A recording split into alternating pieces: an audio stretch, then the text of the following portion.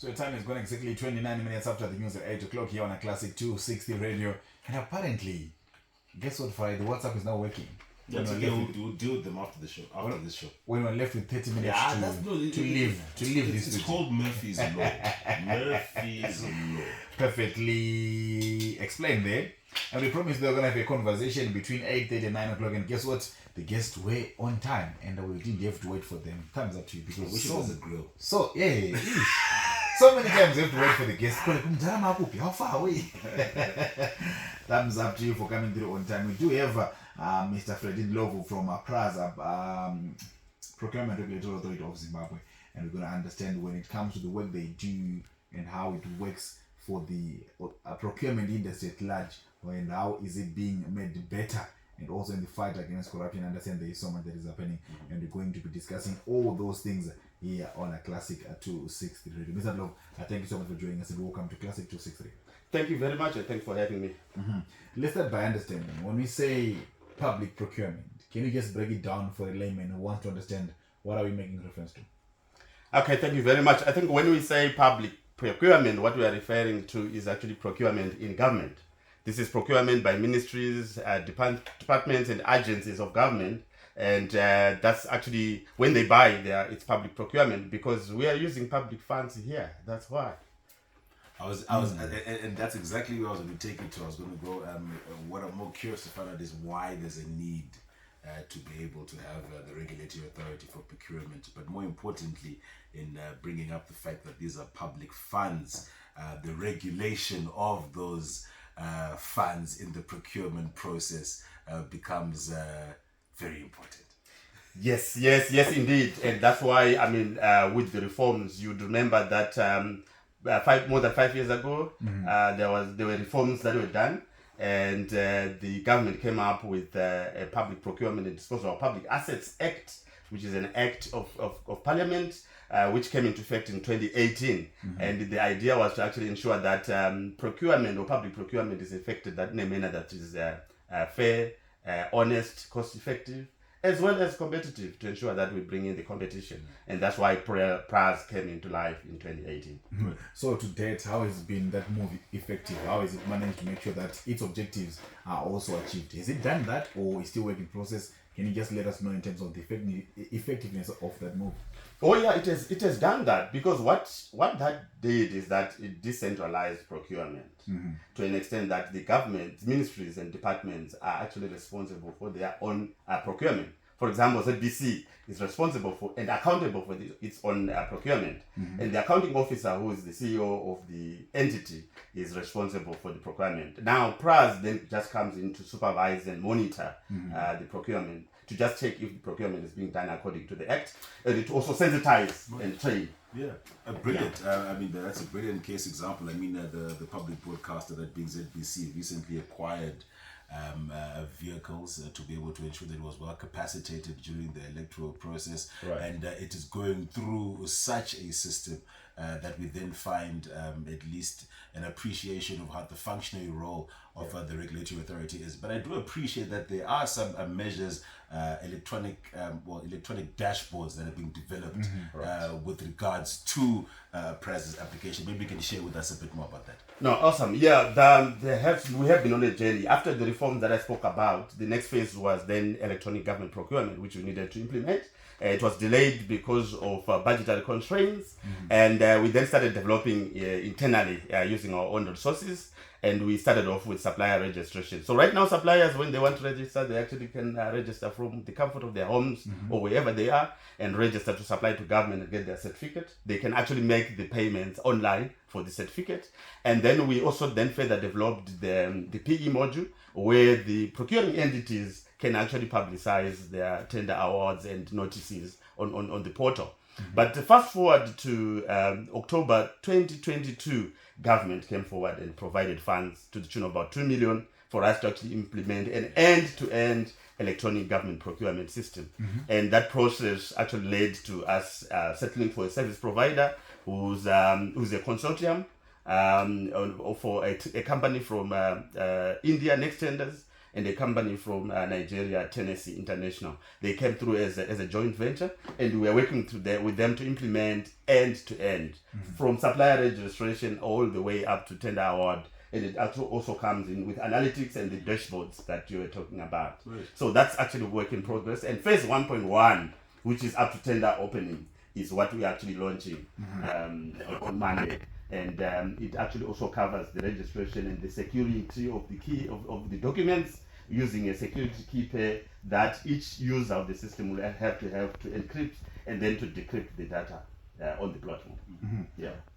Corruption-wise, and this online platform, because people understand when it comes to public procurement, whenever funds are involved, there's always issue of corruption. Someone going behind the back to say, I know my offer is lower, or being tipped, maybe you can offer this much, and you can say I'm providing service this much. How does this platform solve all these corruption issues, if it is possible to solve them? Awesome. We actually we use the word minimize corruption, but what we have is that the system is such that it provides the transparency. And everything will be visible to everyone in terms of the transactions. But what it also does is that when somebody is actually responding to a tender that would have been publicized, they'll be responding online in a secure platform, and they will actually then use the encryption algorithms of functionality that we have on the platform, and their tender gets opened, or tenders then get opened at the same time, and using decryption mechanisms. And therefore, there's no opportunity for either the buyer to see a tender submission from someone before everyone else has submitted. At the time of tender opening, and when all the evaluation committee members are available, that's when they can open. And when they open, that's when they decrypt. So before that, there's no one who gets to see the tender submissions by anyone. And the other thing that then comes with it is that because of the transparency and openness, everyone else can see, and whatever is happening in the system is auditable. So there will be timestamps in terms of who has done what and when, and therefore it actually helps to reduce corruption from that perspective. The other thing that comes with it in terms of even comparison of prices, the system is going to be linked to the market pricing index. So those issues where somebody can actually manipulate and actually charge exorbitant figures, the information will actually be there in terms of being able to compare either within the country and in the region. So now if you want to supply laptops, they'll get the proper price. Exactly. Yeah, to be matched, because the system will actually flag that. They'll be flagging to say, no, 9,000, no, you can't buy a laptop for that figure, because we're seeing even in the region and internationally that a laptop is this much. What I'm more curious to find out about, Mr. Ndlovu, is the capacity to be able to manage the process as it happens over a long period of time. Such a system to be able to be effective would have to be very efficient in its operation.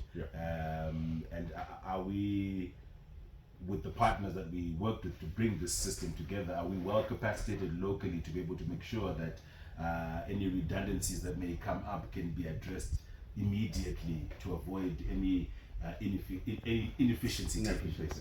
Thank you. So that's a very good question. And what you find is that in terms of even our architecture, in terms of the server environment, we're going to actually have load balancers.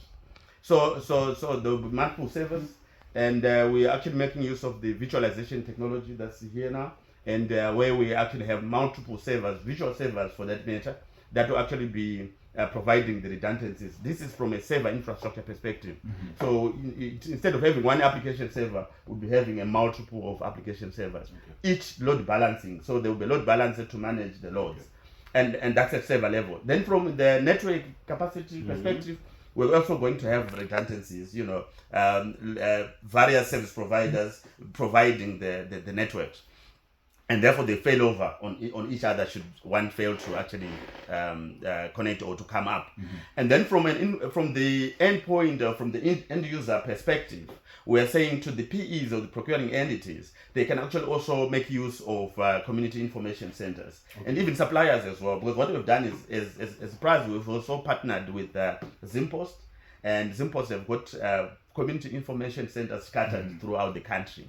So if you are a rural authority, for example, and you've got internet issues, you can actually go to the community information center and they actually access services from there that then provide another redundancy there. And then for the supplier as well, remember I said you register from the comfort of your home or office, but you might be having challenges with your internet at home. You can also make use of those.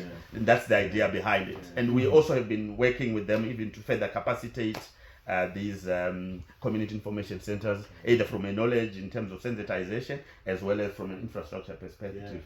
It sounds like as if I want to have, I'm clicking, my bid is not going back. You can keep the clicks. But I'm more interested maybe in a comparatively, you would say this GP, is it being used anywhere in terms of maybe Africa? Is it being an effective system? Or maybe Zimbabwe is trying to introduce something that other countries would copy, or are we copying from others? No, it's not new. I think EGP has been with us for some years now.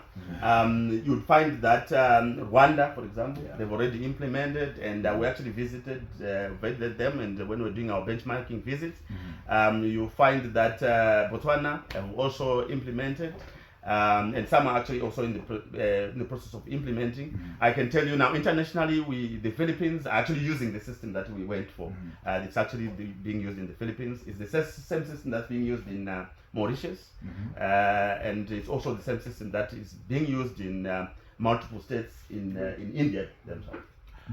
I also appreciated that there's a green component that also comes up with the advent of technology. Maybe you're going to share with us a bit about how you're looking to incorporate that. Yes, in terms of the green, that's actually also part sustainable procurement. It's actually topical right now, and I want to tell you that at the conference we actually have got a topic being discussed there, talking about sustainable procurement. But what we're actually also having as incorporated into the system is that as the PEs specify their requirements, they actually can incorporate to say we want a supplier who meets this. For example, we want a solution that's like this. For example, if it's a building, they can incorporate. If it's a construction requirement, they can say the building that we want to actually contract, it should be green, and therefore must actually then have solar and all those good things to have to go green. So it's the system will have those capabilities for the PEs to incorporate those requirements in the standard bidding documents. We understand His Excellency the President is also attending the third conference that we're having on Monday. What are some of the highlights for His Excellency to come through? What exactly can people expect from that? Oh yes, so His Excellency is coming to actually officially open the event. And the event is a topical one because remember, public procurement is where all the money goes. It's either you pay salaries or you are buying something in terms of the cost that we have. And the bulk of the budget actually goes into procurement. And that's why for HE it's important that he actually comes. And he has been coming consistently over the past 3 years. And so there will be international speakers there, and topics like sustainable procurement that we spoke about will be actually discussed there. The EGP launch as well is one of the things that is coming to do, to say EGP is here, and all PEs are encouraged to utilize, and all suppliers are also encouraged to participate. Because the idea is also bringing inclusivity. The idea is to also make sure that everyone is involved. It doesn't matter where you are, you should be able to participate in the public procurement ecosystem. Right. I'm definitely looking forward to seeing how our public entities would be able to ensure not only do they comply, but efficiently and effectively apply the tool that's being incorporated by PRAZ. Now, exciting times that we do find ourselves in with the advent of various technologies, AI also being another component that one could be able to consider developing, especially localized mechanisms. Any prospects to venture into developing something that's local, to be able to at least have a localized approach to addressing some of our challenges? Right. Yeah. Good question. What has been happening is that you find as even as much as we're saying PRAZ implementing, we're actually implementing this with other procuring entities who are part of that process to ensure that they're involved and they actually also bring in their input in terms of defining the requirements. Because although we bought an off-the-shelf system, We are then customizing it to our requirements. Now, in terms of bringing in AI, it's actually something that data analytics is already incorporated, but we're also bringing in the AI in the future. So it's something that we are going to add on. Of course, with the current setup that we have, obviously the system will actually be able to do some comparison, like automated comparison to say these are the submissions and this is the best fit for what you have said you wanted. The system will actually be doing that. But we are going to further enhance it by actually then bringing in the AI, so that if somebody needs to be assisted, they can actually be assisted using AI enabled. Interesting you bring it from that perspective. I was looking at more to be able to catch all the chicanery that could be taking place as more of an oversight role. But I'm glad that you do bring up also community-based centers for people to be able to have access to the system. If you could also break down a bit about how that addresses the digital divide, because it does seem as though that complement must also be met. Yeah, sure. It does bring in or break the digital divide, because what we had to do is to say that the officers in the community information centers get trained on how to use the system. So if I am an old man in some remote area and I don't know how to, to register, if I go to the CIC, the officers there can actually help me to register and take me through the ropes in terms of how to.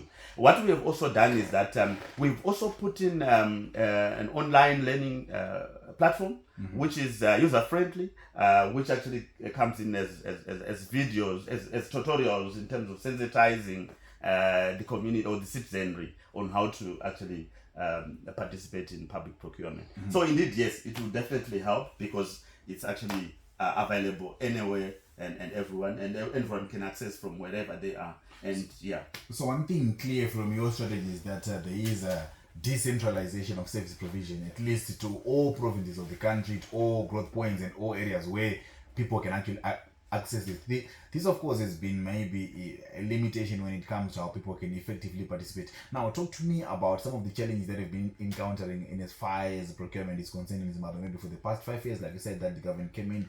Talk to me about the challenges that have been facing. I think one of the challenges, or I'll talk about quite a number of a few of them. One of them is the issue of the procuring management unit staffing in terms of resourcing and structuring. Right. Yeah, some of the PEs were not structured and were still trying to get to the right structures in terms of having a PMU head and procuring officers supporting the head.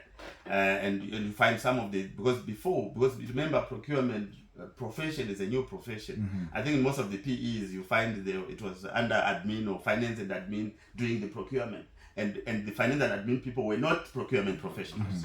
But now we are getting procurement professionals coming from the universities and having courses in the universities doing procurement, and these are now coming in and actually feeling, but the gap is still there in some of the entities where they don't have the right people to man that. And what that does also, it creates some challenges in terms of following the processes that are required in terms of public procurement. So therefore those gaps from a knowledge perspective are being actually addressed, but you still have those. But you also still have those challenges where you might be having a professional who is qualified, but the qualified professional might choose not to, as some people say. And that has been one of the challenges that is there, and therefore failure to actually comply in terms of following the Public Procurement Act. And the other issue is the fact that it actually has been predominantly manual, which is why the EGP system is looking to also address. And because it was manual, therefore it then would appear like it's a closed thing, and people don't, and therefore there has been lack of trust and confidence in the public procurement system. Because to an extent that somebody will say, no, I won't participate because I think this tender is already for somebody. That we have heard that from some stakeholders saying that we're not participating because I don't think we'll win because we don't know the people behind, and because of these khaki envelopes and stuff. So this is what the EGP system is going to, because it then brings in the transparency, it brings in the openness and I think what you're also speaking to is merit on allocation. And that's the most important thing that I think comes up from this particular venture, which the regulatory authority is trying to incorporate, which is merit on the job. You want to be able to have the best people delivering the best particular service on behalf of the public. And I think that's what we're looking to being able to see finally being achieved. That's so true. Yes, definitely. Because then, even from a decision-making perspective, like you're saying, so it becomes then very easy for the decision maker to say, this is where I get the best value for money. And also very easy for us to see where a poor decision is clearly being made. Yes, because you will also be having, these dashboards will also be available, auditable, and you can have reports, and we can actually tell. So the vehicles that you were talking about earlier, you'd be saying, okay, where are we buying from? Yes. Who's supplying them? And at how much? Yes. Interesting. I should say that many people normally when there is technological advancement, it is not received awesomely. Everyone saying no, it's welcome. There could be some skeptical to say, okay, is this going to work? Is this going to facing resistance? Has that been a major obstacle in terms of you trying to implement what you believe is the best? Resistance from the major players involved? Yes, no resistance to this. Yes, it's there, and it's not for Zimbabwe only. We have heard about it also as we actually went to benchmark. That in some instances you find people resisting to utilize the technology, because remember we're talking about bringing something that will transform and change. If I was benefiting from a manual process and you bring in an electronic means, it's like how you're taking where I'm getting my milk. So you get that, but this is why even in the implementation we're actually involving other procuring entities so that they actually become part of the process. But we're also going to be running, post this launch, we're going to be running workshops and training and raising awareness on why we are doing this. Because the important thing is to say, it's the value that the system will bring at the end of the day. So even though there is something that you're then going to lose in the process, but the ultimate goal is that the system will be good for us and for the citizenry and for the government. Well, I hope and I look forward to it being an opportunity, considering that 80% of employed Zimbabweans are by small to medium entrepreneurs, and these are the suppliers that look to being able to contribute towards building and developing the nation through public tenders that could be able to be made available for them. And I think that strongly that particular position is the one that should be able to speak towards the national development strategy, and more importantly meeting the middle to upper income society target by the year 2030. And we're thoroughly excited. We're looking forward to the implementation of the program. And I hope that when you see His Excellence coming down, it's an indication that this is going to be some serious business. So as we round off the conversation again, just to zero in on this launch, what should people be excited about? What should you say to the Zimbabweans that are tuned in right now? Right, to the Zimbabweans, we're saying public procurement is actually open. PRAZ is open for business, and we're looking for everyone to actually participate.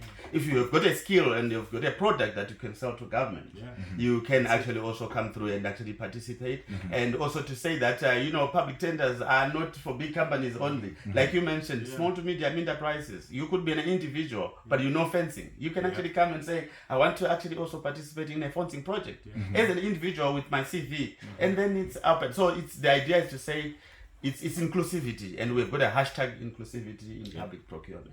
Brilliant. Inclusivity. The words coming through from Mr. Fred Ndlovu, who is the Director ICT at the Procurement Regulatory Authority of Zimbabwe, PRAZ. Anything you want to find out from him more? No, I mean, I'm just thinking to myself, like, you can grow chickens in your domicile. From growing chickens, from there now you can find yourself supplying a very small school within this particular area, because they put up supply eggs. You know what I mean? Like, this is what happens now. Is that you start to realize that opportunities can then now come to be able to meet some of the public demands within our public entities. So I'm very excited. It's beautiful you speak of that, because I know of late I've heard that the government, through the Ministry of Empowerment, has been explaining that now young people have got access to loans to do projects. And then the other issue was, okay, access to loans and do projects, fair and fine. How do you get big tenders?